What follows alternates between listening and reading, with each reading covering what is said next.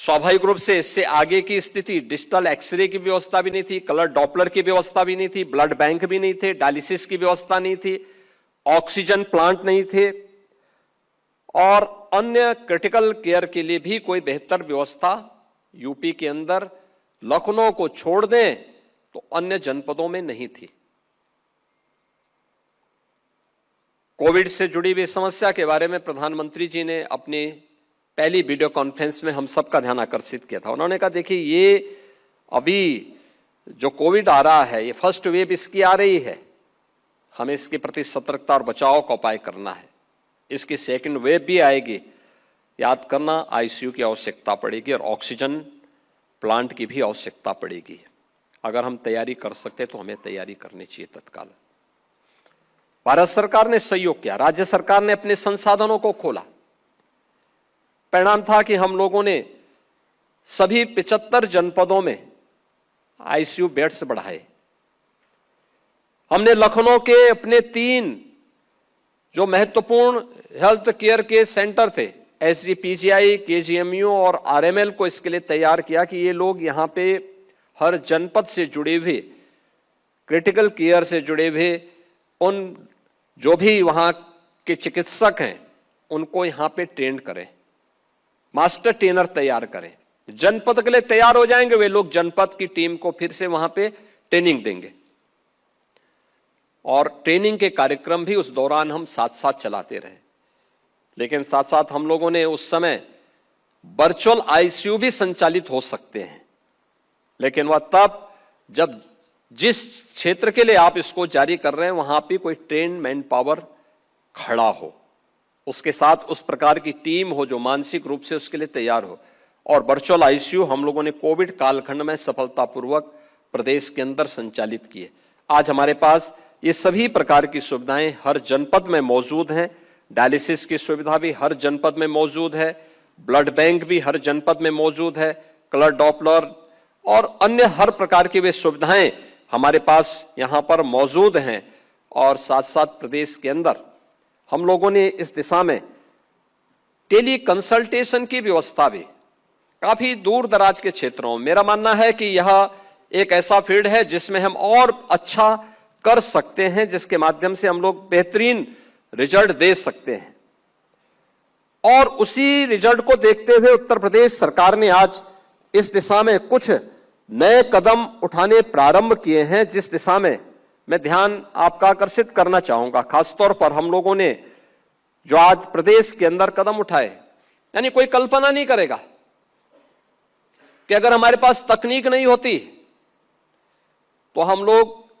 उत्तर प्रदेश के जिन 75 में से 38 जनपदों में इंसेफ्लाइटिस से मौतें होती थी उसको नियंत्रित नहीं कर पाते। जहां हर वर्ष 1200-1500 बच्चों की मौत होती थी, इतने ही बच्चे शारीरिक और मानसिक रूप से अक्षम हो जाते थे। आज उसी प्रदेश में आज इंसेफ्लाइटिस से होने वाली किसी भी प्रकार की मौत जीरो है, एकदम जीरो तक हम लोग को पहुंचाने में सफल हुए हैं। एक फोकस्ड कार्रवाई और सरकार के द्वारा सर्विलांस को बढ़ाने का परिणाम क्या था कि उसको हम लोगों ने पूरी तरह समाप्त करने में, उसको प्रदेश से उन्मूलन करने में सफलता प्राप्त की। लेकिन आगे क्या, आगे हम क्या कुछ करना चाहते हैं, अभी भी चैलेंज हम सबके सामने है। और परिणाम अभी तक तो आए हैं कि अभी तक जो कुछ भी हमने किया है उसमें हमने मातृ मृत्यु दर को, यानी एमएमआर, आईएमआर, इन सब में हम लोगों ने सुधार किया, बेहतर सुधार हुआ है। अब यूपी बॉटम में नहीं, नेशनल एवरेज के समकक्ष जा रहा है। लेकिन हमें अब उससे भी आगे की एक नई लड़ाई को आगे बढ़ाना है। और इस दिशा में संस्थागत प्रसव में जो यहां प्रदेश के अंदर सुधार हुआ है, यह भी अत्यंत महत्वपूर्ण है। वे तमाम नेशनल प्रोग्राम जो आदरणीय प्रधानमंत्री जी के विजन से आज तेजी के साथ आगे बढ़े हैं, ट्यूबरक्लोसिस के उन्मूलन को, ट्यूबरक्लोसिस मुक्त भारत के लिए, प्रदेश में पोषण मिशन को प्रभावी ढंग से आगे बढ़ाने के लिए निक्षय यानी टीबी नियंत्रण के लिए निक्षय और एआई टूल से रोगियों और जोखिम क्षेत्रों की पहचान, जो ट्यूबरक्लोसिस के उन्मूलन की दिशा में एआई टूल का इस्तेमाल करते हुए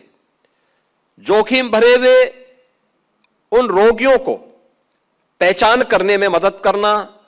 कमजोर मोहल्लों का उनको इंडिकेट करना, उनके उपचार और उससे संबंधित जो भी अन्य हमारे आउटरीच हैं उन सब को समयबद्ध तरीके से आगे बढ़ाना, यह हम सब उस दिशा में तेजी के साथ आगे बढ़े हैं। और आज इस दिशा में जो प्रदेश सरकार ने इस दिशा में जो कार्य प्रारंभ किए हैं, यह आप सबके सामने है। खासतौर पर हम लोगों ने प्रदेश के अंदर, चाहे वह कोविड-19 के दौरान किए गए कार्य रहे हों, वह भी हम सबके सामने है। मेरा मानना है कि एआई का इस्तेमाल आज हमारे लिए यह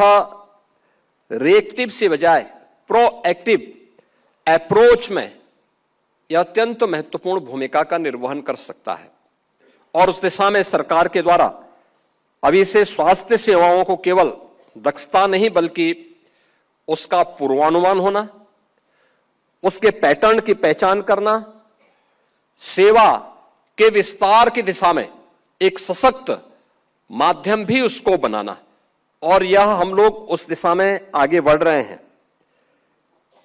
लर्निंग हेल्थ सिस्टम की ओर आज हम निरंतर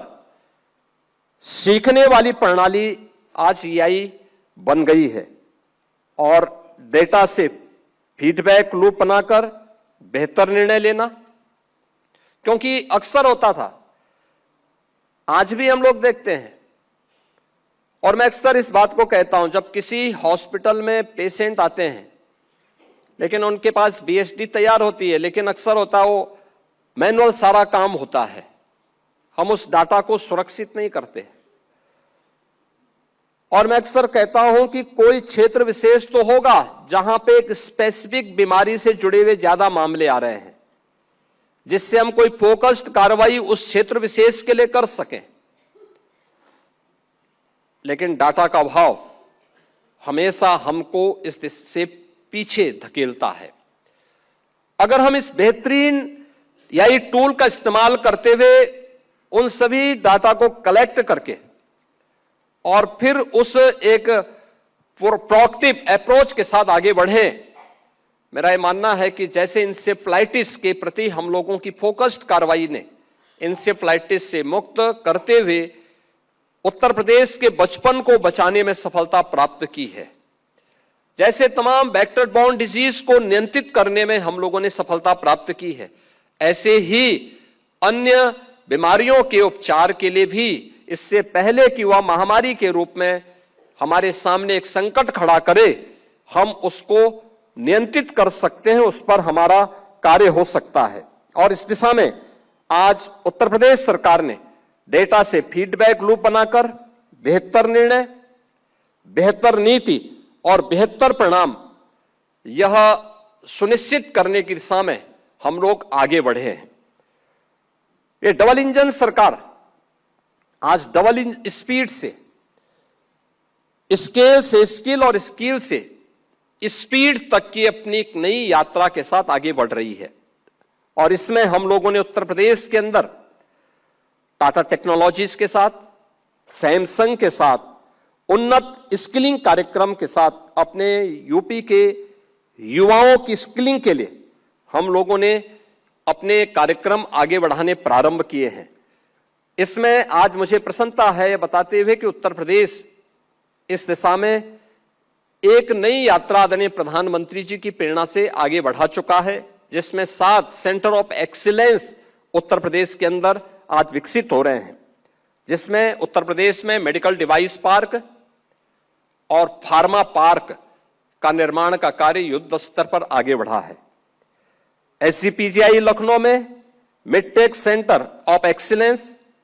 गौतम बुद्ध नगर में आईआईटी कानपुर एवं फिक्की द्वारा artificial intelligence and innovation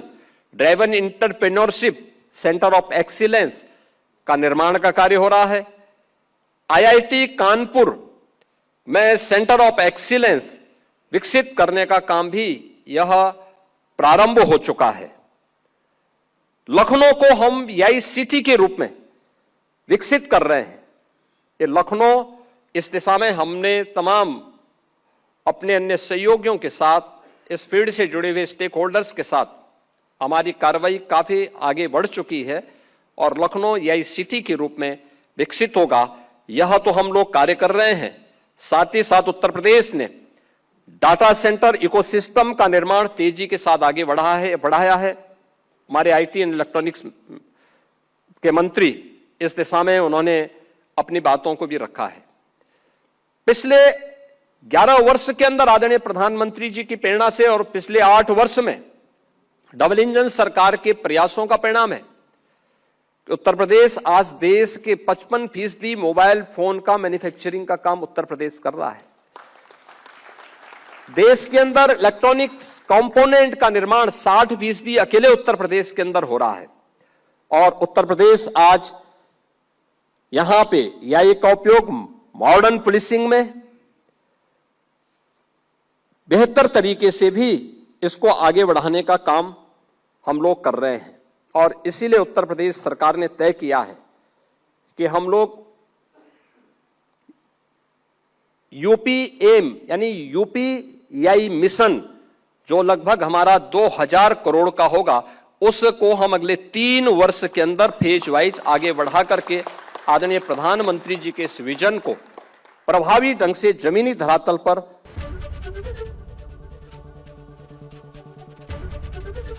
ABP Ganga, खबर आपकी, जुबान आपकी।